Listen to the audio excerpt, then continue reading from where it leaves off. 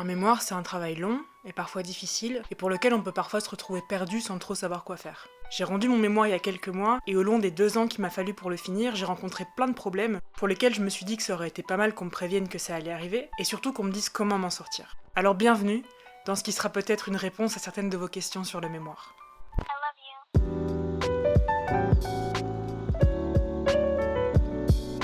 Cette vidéo, elle est là pour que toutes celles et tous ceux qui vont commencer leur mémoire, qui sont déjà dedans, ou qui veulent simplement savoir à quoi s'attendre, puissent voir les étapes par lesquelles je suis passée, les galères que j'ai rencontrées, et surtout, comment je m'en suis sortie. Commençons avec ce qui, pour moi, a été la première étape.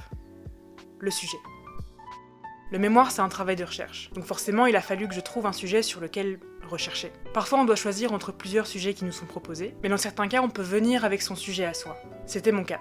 Le gros enjeu pour moi à ce niveau-là, c'était de choisir un sujet qui me plaisait. Je sais qu'en littérature, par exemple, le 19e siècle, c'est une période très appréciée parce que très riche en termes d'histoire et en termes de changement de mentalité. Et du coup, on m'en parlait tout le temps en cours, et c'est normal, c'est intéressant. Mais moi, du coup, je voyais ça presque comme une obligation de travailler là-dessus. Or, mon truc à moi, c'est la pop culture. Et pour dire la vérité, ça me gonflait un peu le 19e siècle. En fait aussi, je pense que j'avais envie de travailler sur un sujet qui était pas légitime pour la plupart des gens. C'est un peu comme si je trouvais ça injuste que peu de gens parlent de pop culture alors que je trouve que c'est un sujet passionnant, et que tout le monde parle de 19e siècle alors que moi, personnellement, ça me gonflait en fait. Du coup, j'y ai réfléchi et je me suis dit que j'avais bien envie de travailler sur la série Kaamelott. Déjà parce que j'adore cette série, et ensuite parce que je trouvais que la langue française était vraiment intéressante dedans, et c'est comme ça qu'est née mon idée de sujet. 2.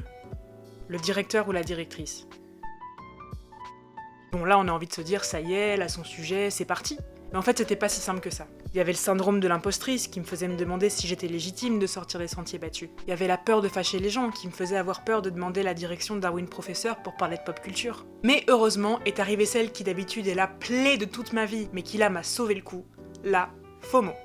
FOMO, ça veut dire Fear of Missing Out, c'est-à-dire la peur de manquer. Ça peut être manquer quelque chose de matériel, mais aussi une opportunité par exemple. Et ben moi c'était exactement ça. En fait j'étais terrifiée de me retrouver sans sujet, ou alors à travailler sur un truc pour travailler sur un truc sans que ça me plaise des masses. Du coup voici ce que j'ai fait. J'ai préparé un peu mes bails en notant pourquoi je trouvais le sujet intéressant, et puis j'ai été voir une prof dont je savais que le domaine d'expertise s'approchait plus ou moins de ce que je voulais faire, et elle m'a dit oui. Juste petite remarque avant de continuer. Moi j'ai eu un oui de la première prof que je suis allée voir parce que j'ai eu de la chance, mais souvent il faut aller voir 2, 3, 4 profs avant de se trouver un directeur ou une directrice. Je pense aussi que ça aide dans le mail qu'on envoie pour contacter la personne pour demander rendez-vous, d'expliquer un petit peu le début de notre projet et les réflexions qu'on a déjà faites. Et parfois aussi de relancer gentiment la personne quand on n'a pas eu de réponse au bout d'1 ou 2 semaines, même si c'est giga flippant de relancer. Un truc qui m'a aidé aussi à trouver ma directrice, ça a été de m'y prendre tôt en fait. Je sais que certains et certaines d'entre vous travailleront mieux dans l'urgence parce que c'est la source de motivation qui fonctionne le mieux pour votre cerveau. Mais je sais qu'en général, il y a plus de chances d'avoir le sujet et le promoteur ou la promotrice qu'on veut quand on s'y prend à l'avance. Par exemple, puisque comme d'habitude, malheureusement, c'est premier arrivé, premier servi, m'y prendre à l'avance, ça m'a évité d'aller voir ma promotrice alors qu'elle était déjà bookée par exemple. Si comme moi t'es facilement stressé, ce genre de situation où tu dois un peu jouer des coudes et un peu te débrouiller pour arriver avant les autres, ça te met dans un état de stress avancé. Et c'est normal, c'est super stressant, ça suscite énormément de FOMO justement. Et donc moi ma façon de pallier ça, ça a été, comme je viens de l'expliquer, de m'y prendre à l'avance, donc de prendre rendez-vous dès la rentrée, et dans le mail pour demander un rendez-vous, d'expliquer un peu ma démarche. J'ai pu voir que la plupart des étudiants et des étudiantes attendent quelques jours à quelques semaines avant de demander un rendez-vous, et donc moi ça me rassurait énormément d'avoir un peu de marge pour être sûr d'avoir le sujet que je voulais et le promoteur ou la promotrice que je voulais. 3. La problématique. Une fois que j'avais un sujet et une directrice, c'était super, la FOMO était derrière moi. Le problème après, c'est que je savais pas du tout par où commencer. Dans la plupart des cursus, il y a un accompagnement pour savoir comment s'y prendre pour le mémoire. Des cours de méthodologie, des remédiations, des trucs comme ça. Moi je pense que c'est juste normal qu'il y ait ce genre de choses, mais malheureusement c'est pas le cas dans toutes les formations et c'était pas le cas dans la mienne. Du coup tout ce que je savais c'est qu'il fallait rendre un travail préparatoire à la fin de la première année du master. Ce qu'il y avait dedans, comment ça allait m'aider... On sait pas. Il a fallu que j'en discute avec une amie à moi, dans un couloir, en attendant un cours, pour qu'elle m'explique qu'en fait ce qu'il fallait, c'était trouver une problématique. En d'autres mots, c'est une question en lien avec mon sujet, auquel mon mémoire allait devoir répondre au final. Et elle m'a dit aussi que pour trouver cette problématique, le plus simple, c'était de partir des questions que moi je me posais déjà par rapport à mon sujet. Moi par exemple, j'avais remarqué que dans Kaamelott, les nobles parlaient pas pareil que les autres. Du coup, je me suis dit que ma problématique allait être comment la façon dont parlent les personnages de Kaamelott reflète la société dans laquelle ils évoluent. 4. Vérifier que ça n'ait pas déjà été fait.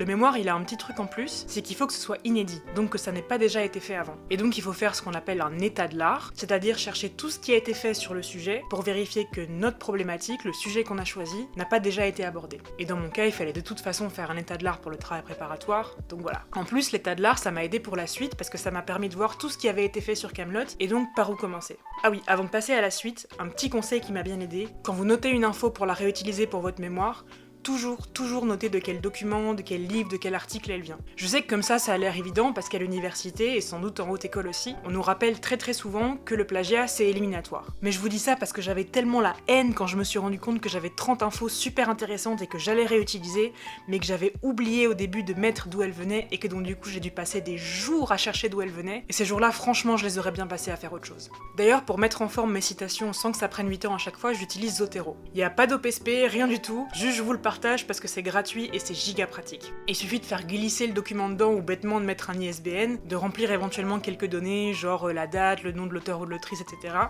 Et voilà. Et comme il est connecté à votre logiciel de traitement de texte, il va directement mettre en forme la citation dans le style universitaire que vous avez choisi. 5. Le plan.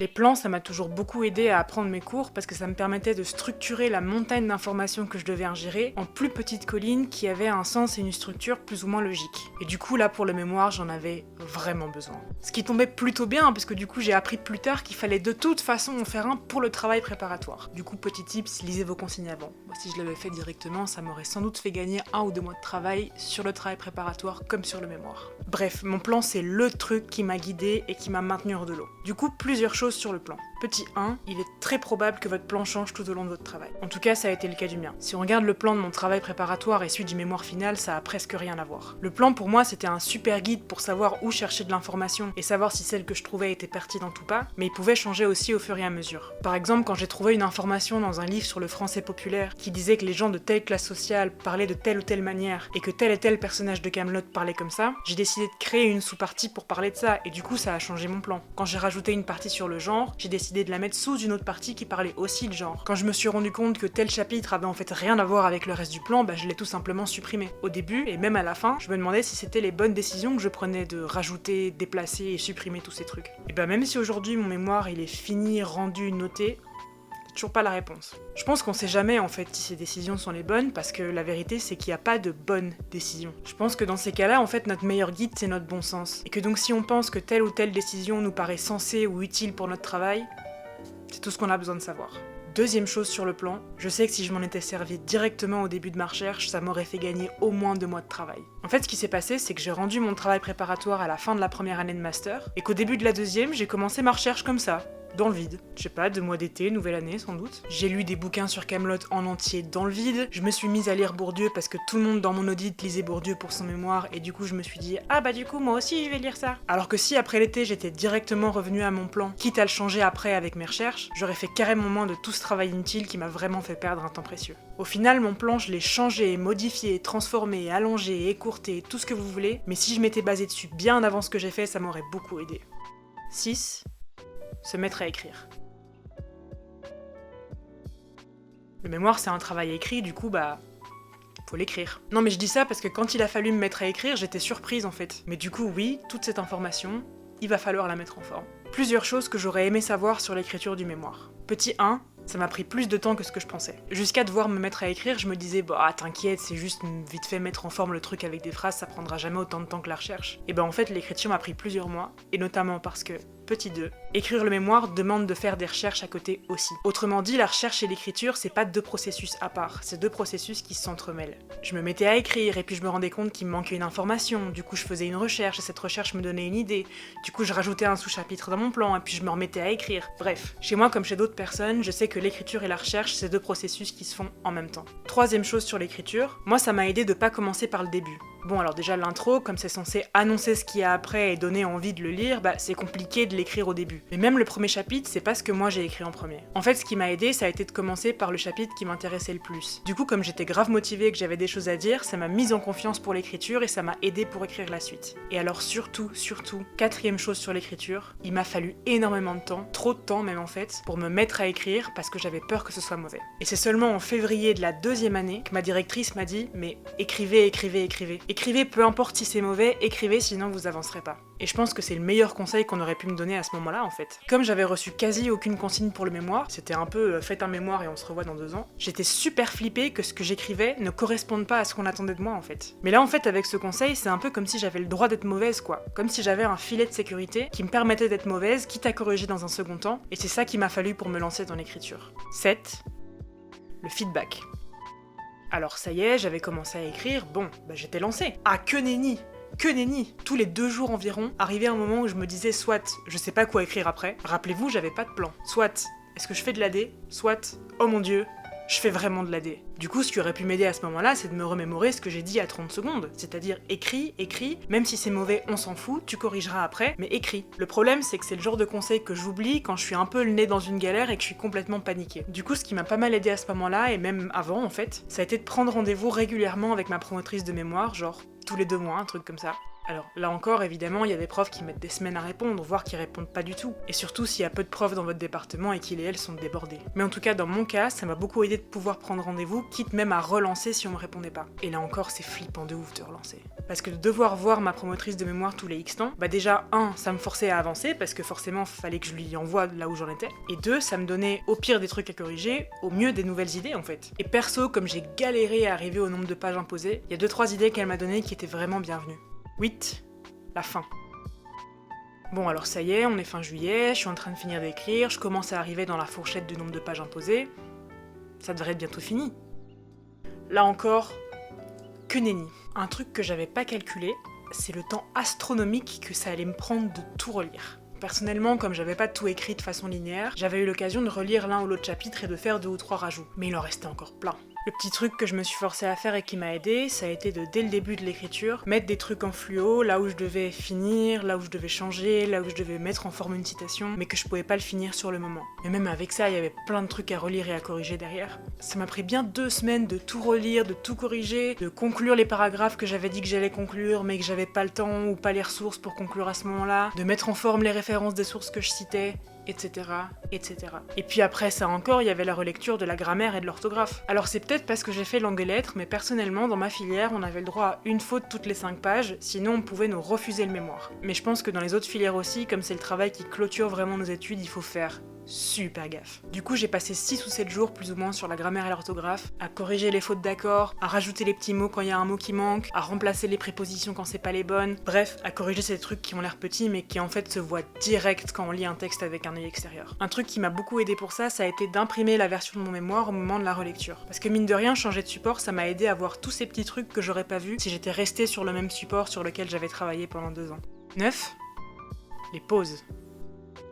Oui, on sait, il faut faire des pauses, c'est important. Bah déjà, oui. Mais surtout, j'aimerais partager avec vous la différence pour moi entre les pauses qui me font du bien et les pauses qui me font pas du bien. Je m'explique. Mon réflexe à moi pour me sortir de mon travail quand je fais une pause, c'est d'aller sur YouTube, de mater une série, de jouer à SimCity, ce genre de trucs. Le problème, c'est que quand tu taffes sur un mémoire, ou sur n'importe quel autre truc scolaire, professionnel ou universitaire d'ailleurs, ton cerveau reçoit plein d'informations et que du coup, pour moi, mater des vidéos, mater des séries, jouer à SimCity, c'était encore donner plein d'informations à mon cerveau et que du coup, ça me reposait pas du tout. Après, je sais que c'est pas le cas de tout le monde. Mais si votre cas ressemble au mien, demandez-vous peut-être si vos pauses vous reposent vraiment. Et si elles vous reposent effectivement pas, bah moi ce que je fais à la place, c'est des fois je m'allonge 15 minutes sur le sol, même si de l'extérieur ça peut être bizarre. Ou des fois juste je descendais boire un café ou faire un truc ou même juste marcher 2 minutes parce que ça me permettait de changer d'endroit, de sortir de l'univers de la bibli et c'était encore mieux s'il y avait des potes avec moi en fait. Des fois c'est pas facile du tout et pour moi non plus de switch de trucs distrayants à des trucs plus calmes, sans distraction, sans stimulation. Parce que quand on sort d'un travail difficile, même s'il est passionnant, on a plein de pensées négatives, on a plein d'émotions négatives et que du coup on a envie de les faire taire. Mais pour moi, quand j'arrivais à le faire, ça valait vraiment le coup et encore maintenant.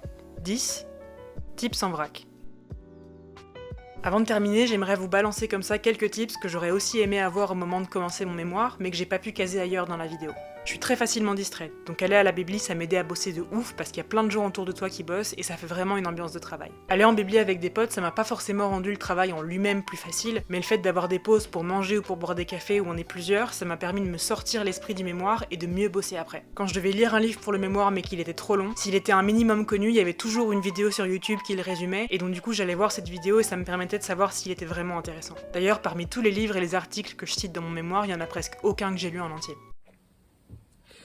Salut, c'est Inès du futur qui est en train de monter cette vidéo. Je me suis rendu compte seulement pendant le montage tout ce que pouvait faire l'intelligence artificielle générative dans le cadre d'un mémoire. Que ce soit pour aider à l'écriture, à résumer des livres, à résumer des articles, etc. Je ferai peut-être une vidéo détaillée dans le futur là-dessus, mais en attendant, sachez-le, l'usage maîtrisé et surtout responsable et éthique de l'intelligence artificielle générative, ça peut faire des merveilles pour la mémoire. Voilà. J'ai fait tellement de backup pendant ces 2 ans. Un jour, il y a un développeur qui m'a dit que tous les ans, il y avait des étudiants et des étudiantes en master qui l'appelaient et qui le suppliaient de récupérer leurs données parce qu'ils avaient marché sur leur ordi, qu'il y avait eu un dégât des eaux, qu'ils avaient renversé du café dessus, ce genre de trucs. Et du coup, il m'a dit d'acheter un disque dur et de faire un backup idéalement tous les jours, c'est-à-dire de transférer les données de mon PC sur un disque dur pour les avoir à un autre endroit que là où est mon PC. Sinon, une autre option, c'est de mettre le mémoire sur un drive et soit de travailler directement sur le drive en ligne, soit d'uploader sur le drive tous les jours la nouvelle version de votre mémoire quand vous avez terminé votre journée. Dans tous les cas, ça évite de perdre tout son travail pour rien. CTRL F, la meilleure chose vraiment. Ne jamais sous-estimer l'utilité d'un logiciel comme Antidote ou des sites de co-occurrence être synonyme pour écrire un mémoire. Et surtout, un bon mémoire est un mémoire rendu. De toute façon, on n'arrivera jamais à faire aussi bien que ce qu'on espérait au début, surtout si comme moi on est un petit peu perfectionniste, donc le rendre, c'est ça l'objectif. Voilà, c'est la fin de mon expérience sur le mémoire. J'espère que ça vous aura permis de surmonter 2-3 galères ou que vous en soyez dans le processus. Après, n'oubliez pas que vous aurez forcément vos propres galères aussi à résoudre. D'ailleurs, n'hésitez pas à les mettre en commentaire et à dire si vous les avez résolues, comment vous les avez résolues, et sinon à demander de l'aide. Dans tous les cas, vraiment bonne merde pour votre mémoire. Ça peut être long, ça peut être dur, parfois ça peut être chiant, mais c'est totalement faisable avec un peu de bon sens, du café et du sommeil. You got this.